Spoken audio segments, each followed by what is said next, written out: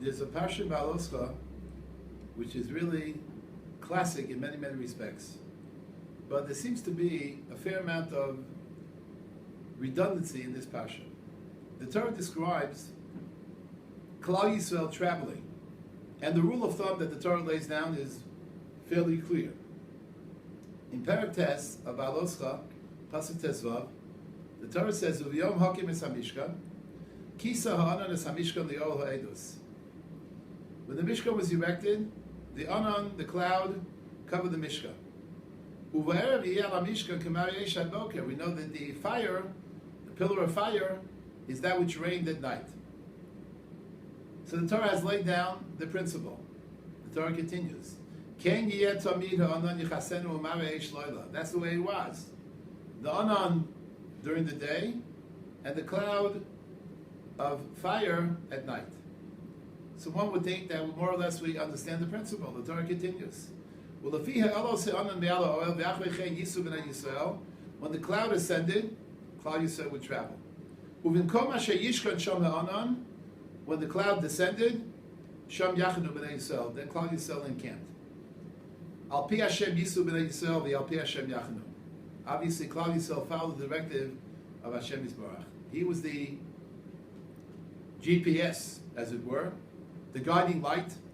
Kol yemei asher yishkon ha'anan ala mishkan yachanu. As long as the Anan hovered over the Mishkan, they encamped. So, the Torah has really articulated the criteria for traveling and for encampment in a very clear kind of fashion, and actually has even repeated the idea. And now the Torah continues. What about if the Anan remained over the Mishkan for an extended period of time? So of course the Torah tells us, obviously we abided by the divine directive and we didn't travel. That would seem to be unnecessary. The Torah already has laid down the principle. Okay, but perhaps there was a necessity to add this surrender on the part of Klal Yisrael to Hashem Yisbarach, v'shamu b'nei Yisrael, v'shmeres Hashem. So one would think it's certainly enough. No, the Torah says. Continues. V'yesh asher yeh ha'anan yomim mispar ala mishkan. Sometimes the Anan was there a number of days. This is obviously markedly different than Yomim Rabbi of the previous pasuk. Al pi Hashem yachnu, al pi Hashem yisol. We're quite familiar with the principle, but once again the Torah felt the need to expatiate and provide more detail, more minutia.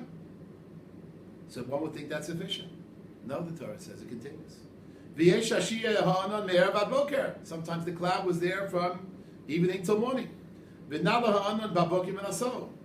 in the morning, the cloud ascended. Day and night. And the Anan again ascended. What chiddush that the Torah told us again in this additional pasuk? A different framework in terms of time. We understand the principle. Why the need to expatiate at such great length? So many different venues and permutations. One would think again that's sufficient. No, the Torah continues. Oh, yomayim chodesh yomim, 2 days, a month. If the Anan remained for an extended period of time, we encamped. And again, when it ascended, we traveled. Why did the Torah feel constrained to repeat the idea in so many different forms and variations? And to sum it up, again, the Torah repeats the same yisod. Al pi Hashem yachnu, al pi Hashem yisod. Mishmeres Hashem shamor, al pi Hashem yad Moshe. The question is fairly evident. The Ramban, on the spot, is troubled by the question. Ramban is concerned about the redundancy, about the tautology in the psukim. Let's dramatize the Ramban a bit in order to answer the question. Just imagine Klal Yisrael traveling in the desert. We know there were 42 masos during that period of time. The psukim in Parshat Masei delineate those masos. When a person travels, one takes one's luggage, one's possessions, and one moves from place A to place B. One comes to place B, so generally speaking, if one does not know how long one will be there, so then one is not going to unpack. One will more or less live out of one's suitcases, so to speak, and remain there for a day or two or three or four. After a period of time, let's say a week or so, one would assume that, well, nothing is happening. I may as well unpack. They unpack. And 10 minutes later, the cloud ascends. And they realize, wow, we just unpacked after being a week living out of suitcases.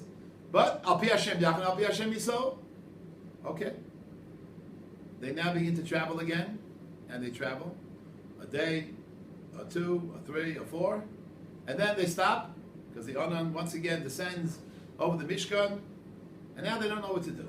Should we unpack? Should we not unpack? So, last week, we obviously did not unpack. Now we'll unpack. And they unpack. And 10 minutes later, the Onan ascends and they have to once again pack. And then the third time and the fourth time, and just obviously take this scenario and carry it throughout the sojourn in the desert.